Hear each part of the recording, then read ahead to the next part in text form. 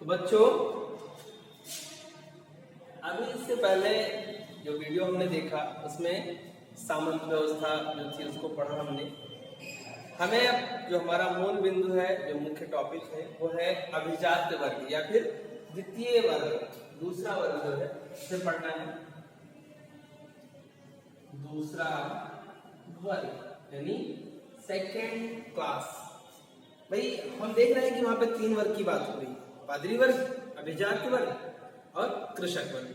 अब देखिए, अभिजात्य में थोड़ा सा कंफ्यूजन हो रहा होगा कि अभिजात्य होते कौन है। तो सिंपल से इतना समझिए कि भूमि पर अधिकार रखने वाला, वो चाहे लार्ड कहा जाता हो, चाहे अभिजात्य कहा जाता हो, चाहे उसे हिंदी में सामंत कहा जाता हो, वो तीनों एक ही है। अच्छा, एक चीज और है, अभिजात्य जो होता है, अभिजात्य वर्ग, वो हमेशा शासक का करीबी होता है। भाई सिंपल सी बात है, शासक है, शासक के पास भूभाग है, भूभाग पर अधिकार किसको देगा? जो उसके सबसे नजदीक होगा। भाई विरोधियों को तो दे नहीं देगा। तो सिंपल सी बात है, अभिजात वर्ग में जो भी आते थे वो शासक के कहीं ना कहीं अधिक निकट लोग होते थे। वो रिश्तेदार भी हो सकते थे, गैर रिश्तेदार लोगों को भी रखा जाता था, ऐसा नहीं कि सिर्फ रिश्तेदार होते थे। लेकिन अधिकांशता जो भरोसा होता है विभिन्न मुद्दों पर, वो रिश्तेदारों में थोड़ा सा ज्यादा होता है।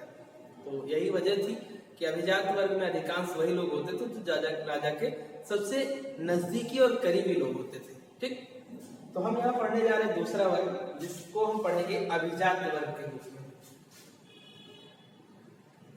अभिजात वर्ग, ठीक, अभिजात वर्ग, इनका रहन सहन, जीवन यापन, इनका जो स्तर था वो बहुत ही हाई प्रोफाइल होता था। सीधे सीधे राजा के बाद द्वितीय, यानी ये समझ लीजिए कि प्रधानमंत्री या राष्ट्रपति के बाद सीधे कैबिनेट मिनिस्टर की जो लाइफ स्टाइल होती थी वो चीफ इनकी होती थी। ठीक, आप देख ही रहे हैं कि एक सर्वे सर्वा और उसके बाद उसकी मदद करने के लिए कैबिनेट मिनिस्टर्स होते हैं।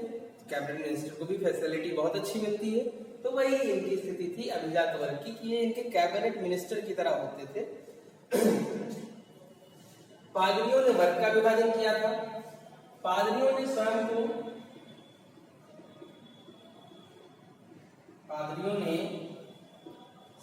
को प्रथम वर्ग में रखा।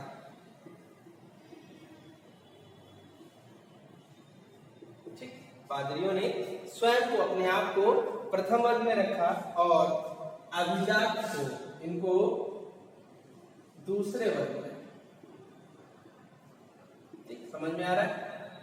पादरियों ने स्वयं को प्रथम वर्ग में रखा, कहा पूजा पाठ करने वाले हैं, भगवान के सबसे नजदीक रहने वाले हैं, तो हमारा हक बनता है पहला अधिकार, पहले स्थान पे हम रहेंगे। उसके बाद अभिजात आ गया। ये जो अभिजात वर्ग था, इसकी भूमिका पूरे शासन में सर्वाधिक महत्वपूर्ण थी।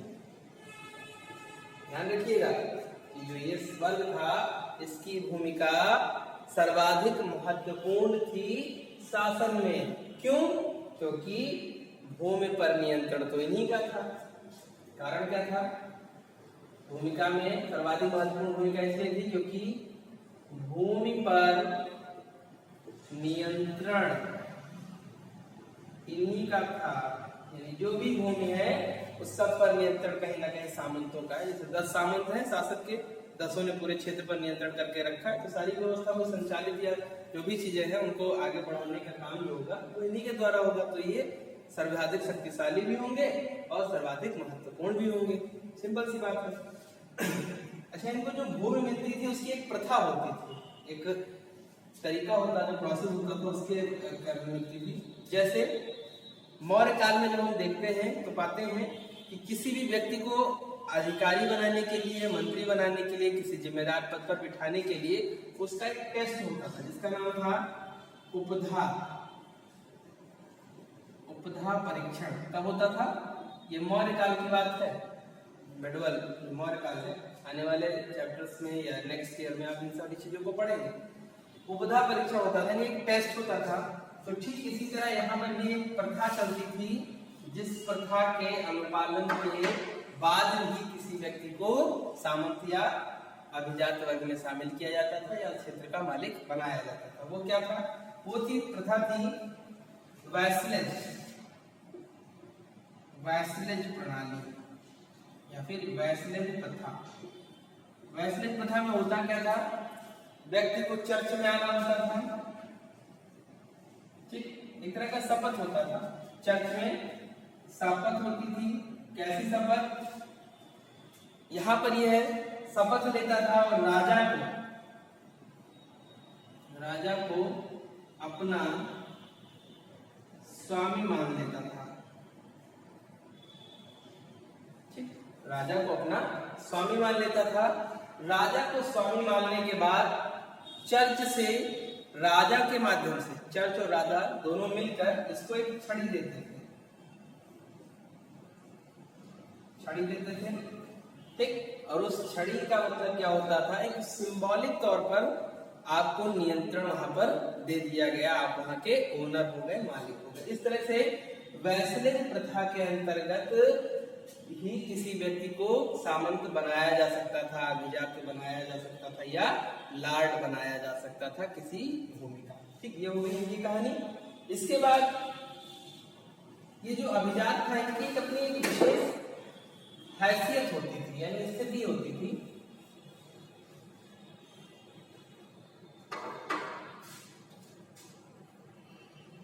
इनकी अपनी विशेष हैसियत होती थी।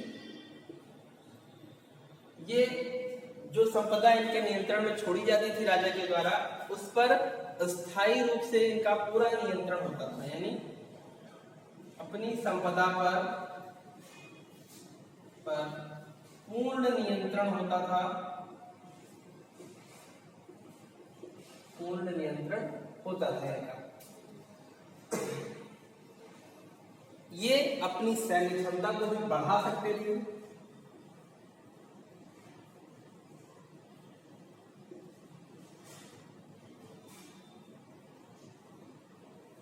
सैन्य क्षमता। अगर इनको लगता है कि हम अपने क्षेत्र पर नियंत्रण नहीं रख पा रहे हैं या कृषक हमारी जो लगान है उसको समय पर नहीं दे पा रहे हैं, जब उनको ताकत से लेना पड़ेगा, तो इसके लिए वो सैनिकों की संख्या बढ़ा सकते थे, सैनिकों की नियुक्ति कर सकते थे। हाँ, ये बात और थी कि सैनिकों की जब राजा को आवश्यकता पड़ती थी तो इनको अपनी सेना भेजनी होती थी। यानी अगर मान लीजिए ये 9 ब्राह्मण है, ये राजा है, तो इन सबको अपनी सेना आवश्यकता पड़ने पर राजा की मदद के लिए भेजनी होती थी। हालांकि इसका एक ड्रॉबैक भी था, ये यहाँ के सैनिक, ये यहाँ के सैनिक, अब इनकी आपस में नहीं बनती है और दोनों चले आए राजा के लिए लड़ने, दोनों सामने से लड़ रहे हैं और यहाँ इधर लड़ाई हो रही है, ये इनसे नाराज, ये इनसे नाराज। ऐसे में संभावना कम ही होती थी कि राजा जीतेगा, क्योंकि इनका क्या जाएगा भाई, हारेगा राजा, जिसके अधीन जाएंगे हम, फिर सामंत के ही गुलाम। तो ऐसे में स्थितियां बनती थी। राजा कई बार धोखा भी हो जाता था इन क्षेत्रों से आई हुई सेनाओं के कारण, क्योंकि भाई राजा की अपनी व्यक्तिगत सेना हो तो उसका मामला ही अलग हो जाता है। तो ये सारी चीजें होती थी। इनकी जो सेना होती थी उसे सामंती सेना कहा जाता था। अब आप लोग समझ लीजिए, अगर सामंती सेना क्या थी इसकी बात आ जाती है कहीं, तो आपको वहां पर यही बताना है कि सामंत के द्वारा नियुक्त किए गए सैनिकों को सामंती सैनिक कहा जाता था, जिनका काम होता था कि सामंत के कार्यों में मदद करना, कर वसूल कराने में उनको सहयोग करना या पड़ोसी क्षेत्रों से अपनी सीमाओं को सुरक्षित करने में मदद करना, ये काम होता था सामंती सेना का। ये अपना स्वयं का न्यायालय चला सकते थे,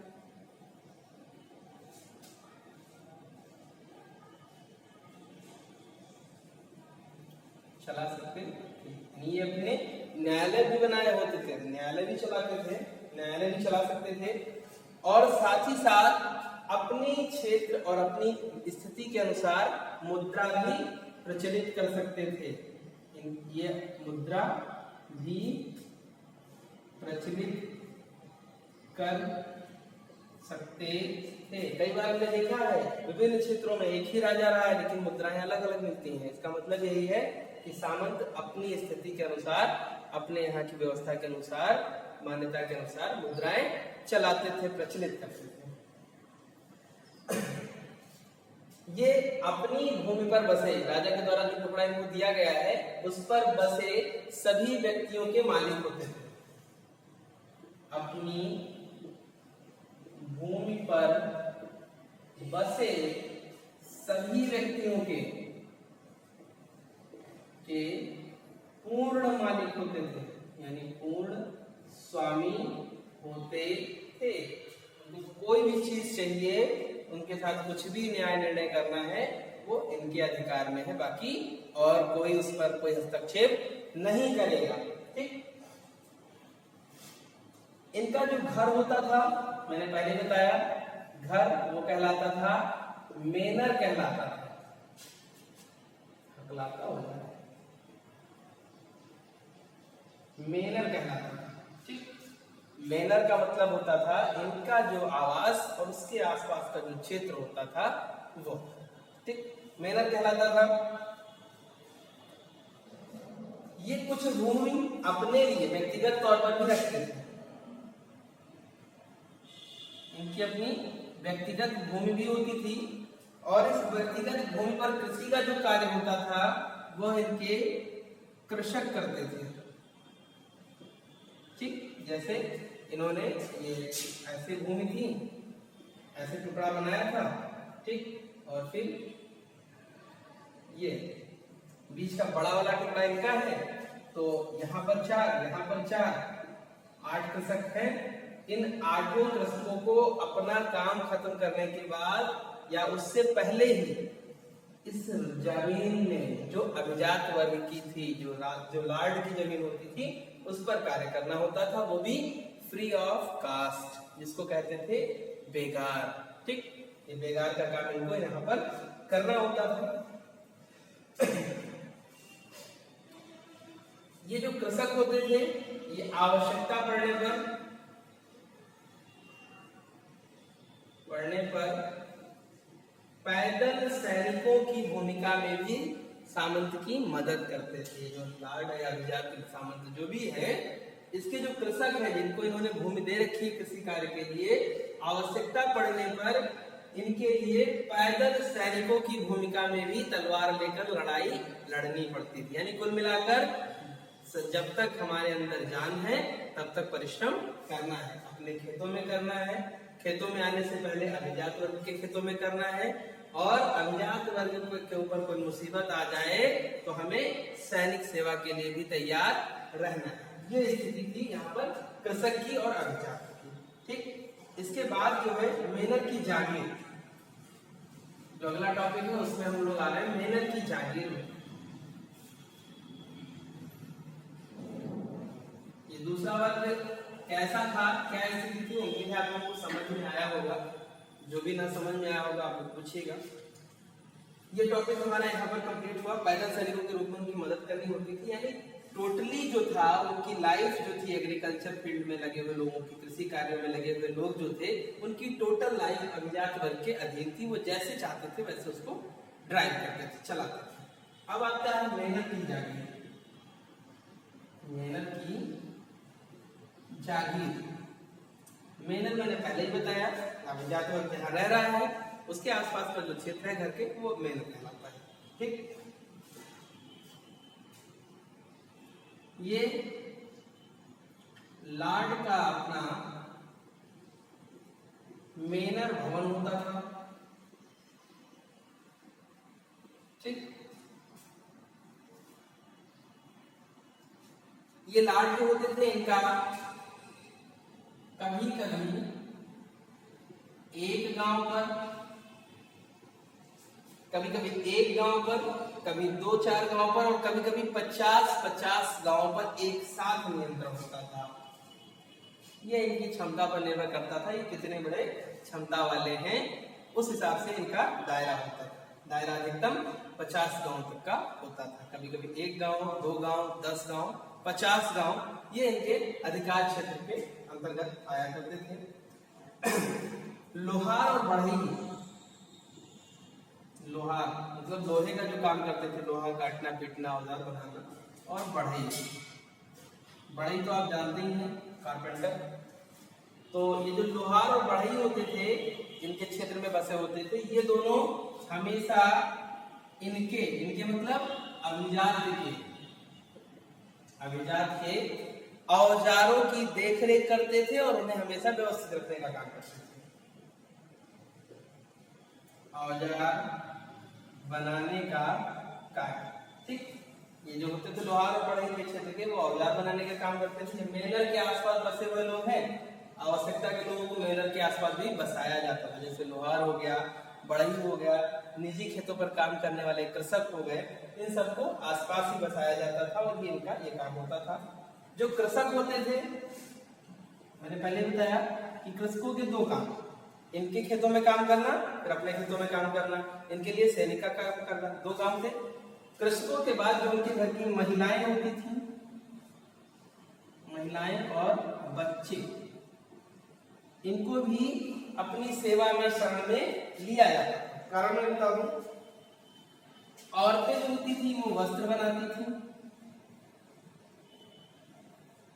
ठीक। जैसे सुबह महिलाओं ने खाना पानी बनाया होता है, उसके बाद में जो लार्ड है, लार्ड का अपना फार्म हाउस है, उसी में जाके रेशम काटना, सूत काटना, धागे बनाना, ये सारा काम, वस्त्र बनाने का काम इनको करना होता था, वो भी बिना किसी पैसे के, मुफ्त में।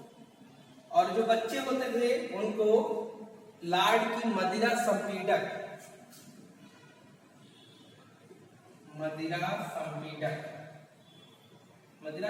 का मतलब होता है कि जहां पर अंगूर की पेराई होती थी और शराब बनाई जाती थी, उस संपीडक में कार्य करना पड़ता था। फ्रांस में अंगूर बहुत अच्छे होते हैं, वाइन भी अच्छी बनती है वहां पे।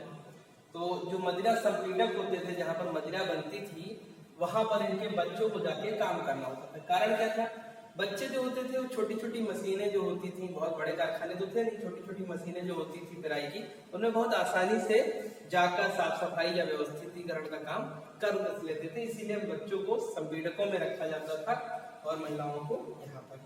जो वस्त्र बनाने का और मदिरा बनाने का कारखाना होता था, बिल्कुल मिला जुला होता था। यहाँ महिलाएं आके काम करती थी और बच्चों को वहां भेज देती थी, थोड़ा सा नजदीकी पर ही वो काम किया करते थे, ठीक। इनके साथ जो सैनिक वर्ग था, मैं उसकी बात करूं एक बार, उसे नाइट कहते थे, नाइट। यहाँ तो आगे बात इनकी यहाँ तक की। अब इनकी मदद के लिए, सैनिक सेवा के लिए एक वर्ग होता था जिसका नाम होता था नाइट। इन्हें सैनिक सेवा के बदले में सामंत के द्वारा भूमि थोड़ी सी दे दी जाती थी। सैलरी का कोई प्रावधान नहीं था, भूमि का टुकड़ा दे दिया जाता, जिसे फीट कहा जाता था, फीट कहते थे, ठीक। ये जिसे फीट कहा जाता था। जिस नाइट होते थे, नाइट मतलब हो गया सैनिक, ठीक। इन सैनिकों का काम होता था कि जब कृषक वर्ग कर ना दे, टैक्स ना दे, तो सामंत के कर वसूल करने वाले अधिकारियों के साथ जाकर उन पर जो है मार पीट के, काट पीट के उनसे कर लेके आना, ये काम होता था इनका। और इन सैनिकों को इस सेवा के बदले में भूमि का थोड़ा सा भाग दे दिया जाता था, भूमि का टुकड़ा दे दिया जाता था, जिसका नाम होता था फील्ड। अगर आपसे पूछा जाए फील्ड का क्या मतलब है, तो फील्ड वह भूमि जो नाइट्स को सेवा के बदले में दी गई हो सामंत के द्वारा, वो फील्ड कहलाती थी, ठीक। तो इस तरह से हमने देखा कि द्वितीय वर्ग जो है, यानी अभिजात वर्ग जो है, वो पूरी तरह से अपने से नीचे वाले वर्ग को, जो कृषक वर्ग है, उसे कैप्चर किए हुए है, उसकी हर तरह जितना भी संभव है उतना शोषण कर रहा है। आर्थिक क्षेत्रों में, सामाजिक क्षेत्रों में, श्रम के क्षेत्र में, शारीरिक रूप से भी पूरी तरह से उनको निचोड़ ले रहा है। ये स्थिति अभिजात वर्ग की है, ठीक। अब इसके बाद हमारा अगला वर्ग आएगा, जो तीसरा वर्ग है कृषक और पादरी। ये दो वर्ग हम लोग 2 वीडियोस में पढ़ेंगे और इस चैप्टर को हम लोग कंप्लीट करेंगे। ओवरऑल ये आपका तीसरा वीडियो था और उम्मीद है कि आपको ये वीडियो भी अच्छी तरह से समझ में आया होगा, ठीक है। तो देखते रहिए, थैंक यू।